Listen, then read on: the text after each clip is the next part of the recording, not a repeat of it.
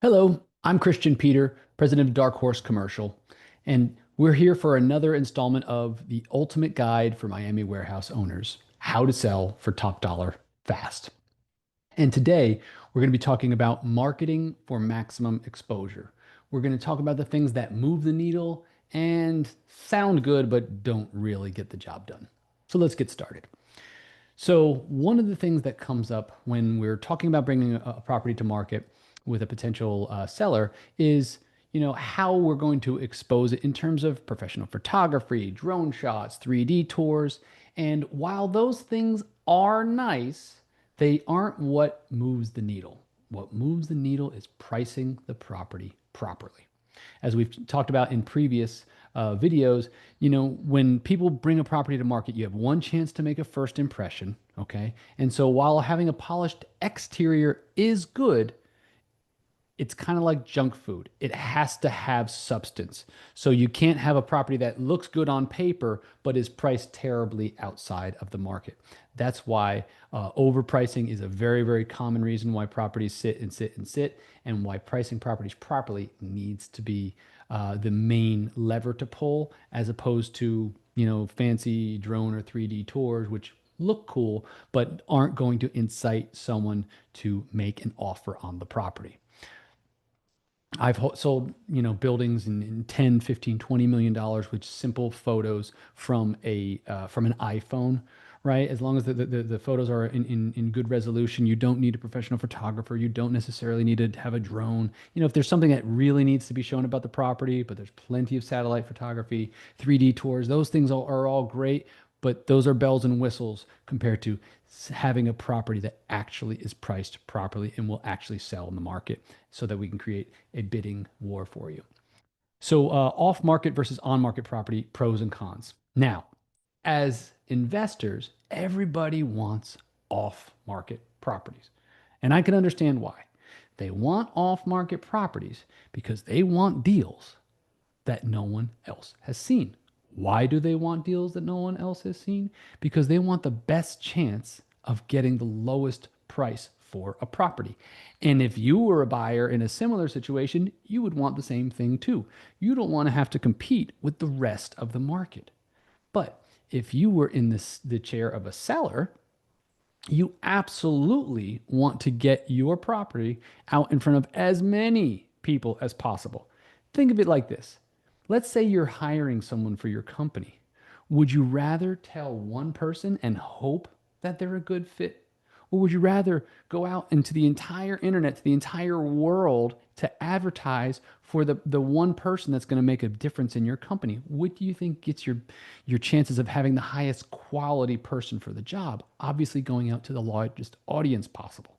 Now, there's no difference here when you're talking about selling a property. As I mentioned before, let's say you're trying to sell, a car. You could leave it in your garage and then talk to your neighbors about it. Maybe you'll get an offer. You could put it on the corner of a busy street, and maybe you'll get 50 or 60 cars a day passing by, and a for sale sign in the front. Maybe you'll get an offer.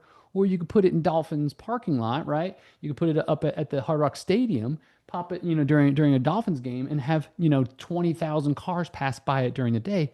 Which do you think is most likely to get you an offer, or nonetheless the highest offer possible? It's the largest audience possible. So off market, absolutely all day long. When I'm a buyer, because I'm also an investor, I own warehouses in Hialeah. I always want to be looking for off market properties because there is no competition. On market properties, when I'm a seller, I want my property to be in front of the largest audience possible. So let's talk about targeting national and international buyers.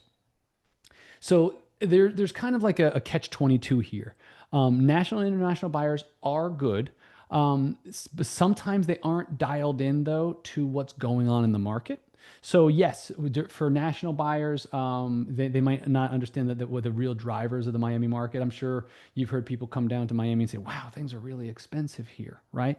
National buyers might not always understand that unless they're strategically buying in Miami because of the fact that we are a high growth market. That's another issue. In international buyers, oftentimes we have what's called flight capital, and that's when people are denominating their money out of their home currency into dollars, and so people will overpay, and those are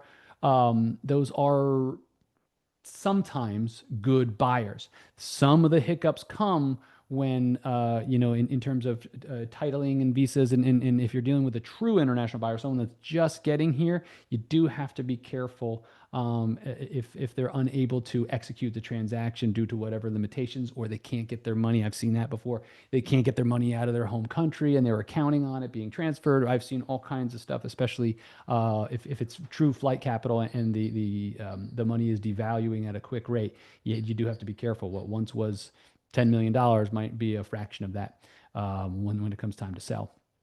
And then finally, how the right broker markets in CoStar, LoopNet, Crexi, and more.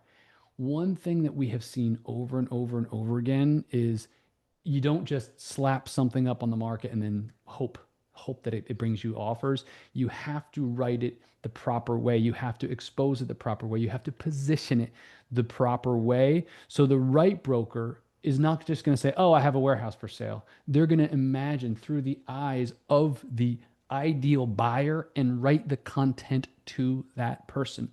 We not only have been doing that for years, but also utilize AI to do that as well. So that's how we are able to position it to the right people in the right fashion. So when what's called the highest and best use buyer is going to come to look at the property, the marketing is going to speak directly to them, and they're most likely to pick up the phone and make a phone call, schedule a showing, and make an offer. I hope this helps with you understanding a bit about how the marketing process works, what really moves the needle, what really doesn't move the needle, and most importantly, why you want to have your property on market. We want to get it in front of a largest audience as possible to the most amount of dollars in your pocket as possible. Thanks so much for tuning in for this short little installation, and we look forward to seeing you on the next one. We're going to be talking about negotiating like a pro. Talk to you soon. And by the way, if you're looking to understand what your property is worth, feel free to drop by our website at www.darkhorse-commercial.com.